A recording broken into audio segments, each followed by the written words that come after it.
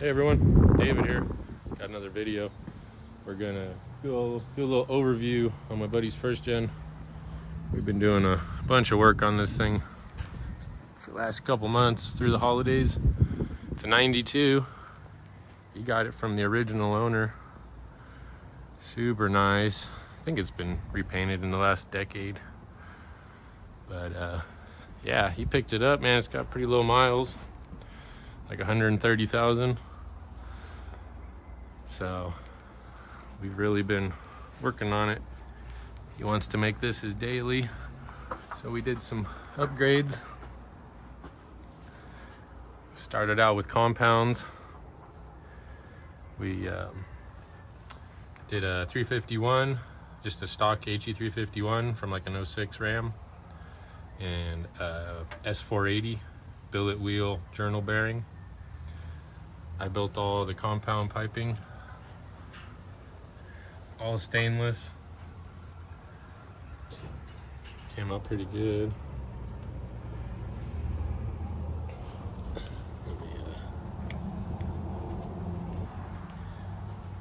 Got some nice boots on there. Made the charge air pipe right here, all 3-inch. Got a nice power driven filter. For the mods on the motor, we did head studs, 60-pound valve springs, the power driven locks and retainers. We did the power driven stage 2 push rods, and then we got Ratman Delivery Valves and 3800 governor spring, and we got the high volume lift pump. That's pretty much it on the motor stuff. We had to modify his 48 dipstick because we swapped it, so made that fit. Got some relay I ran for his fan. I'll go underneath and show. But yeah, compounds turned out good. Got the housing polished. You hop underneath. We did a 48 full manual swap.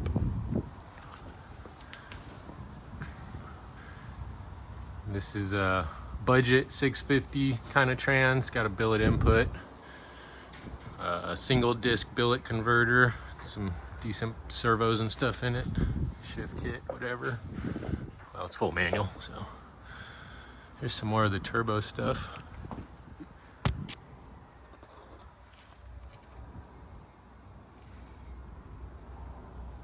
Got his drain line in the pan,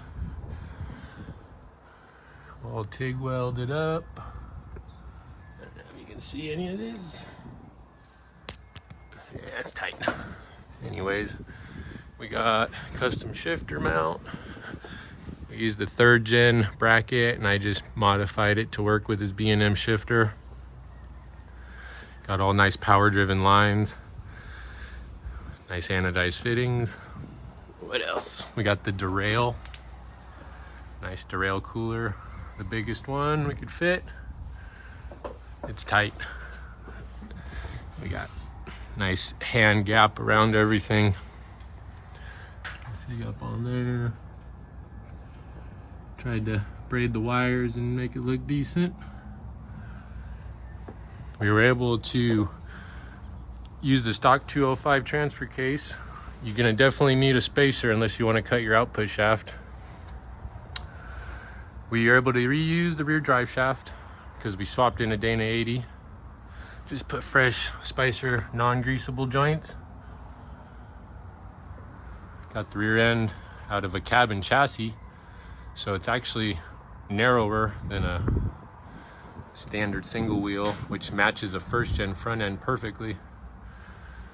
So we stripped it down, cut the shocks off, kind of remade the shock brackets work, added some traction bar mounts, U-bolt flip. We used the Barnes 4x4 brackets and stuff for their purchase plates, U-bolts, all that. What else? Disc brakes. This is kind of a DIY kit I do with O2 rotors, universal weld-on brackets, and Chevy calipers. No parking brake on this one, but we could swap calipers and do that later. Added the proportioning valve for the disc brakes. or else they'll be locking up. We also snuck in a line lock for big smoky burnouts. That's an Amazon line lock. I've done a few of them. You plumb them backwards and you can hook them to the rear end, so that way you can just cancel the rear brakes. Works good. It's a little stainless brake line kit. Nice tabs. We got 1500 Denali springs and got rid of the lift block. Did a reverse level, so this should sit level with the front. I think it lowered it probably 3 or 4 inches in the back. We used all the Chevy brackets, cut them off, welded them on.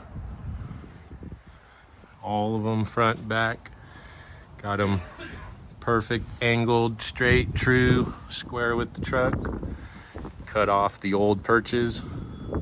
We're gonna prep all this frame and paint it. You can kind of see over here. We got this frame sanded real nice. Gave her a nice coat.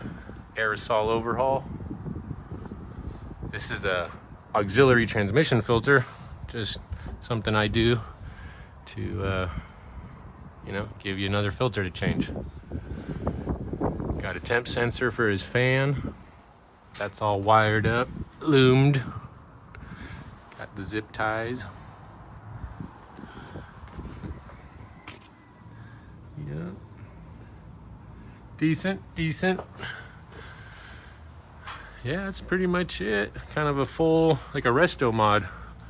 You know, added some horsepower, compounds, put a nice lockup trans in it, put a nice disc brake rear end. The icing on top is we welded the diff also. So this bad boy is locked up. It's either that or buy a locker or his limited slip rear end. But since this was a cabin chassis axle, it's the right width, so if it gets a locker later, we don't need this differential. So it's welded solid. Should be great for the track. Nice nice setup. We're gonna finish out his tailpipe now that the shocks are mounted. Gonna bring her out the back here. I think that's about it. Got a custom cross member, you can see. Just something I whip up at a DOM. Works great for mounting the cooler there. Keeps all the lines short. Oh yeah, we had to make a 4-wheel drive bracket because on the first gen, the transmission doesn't have bolt holes in it. You could actually see right here, the old one. Got this boss on the tail housing. So there's companies that make them, but we just made this one. Bolted onto 3 of the bolts from the overdrive housing. And we ended up having to space it out only because this had some webbing on the 48 that the 47 didn't. We thought about grinding it, but felt like it was better just to space it for now instead of mess up the case on the transmission. But yeah, you can see right there. Had to make a 4-wheel drive linkage with some Heims on it. It's super tight.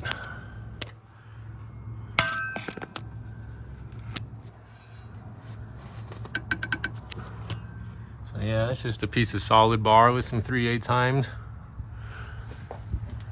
Pretty good. Should be pretty serviceable. Got V-bands on stuff, AN lines. Yeah. If you guys like this stuff, check out some more. I'm gonna try and drop some more videos this year. Remember, like, comment, subscribe. Catch you guys on the next one.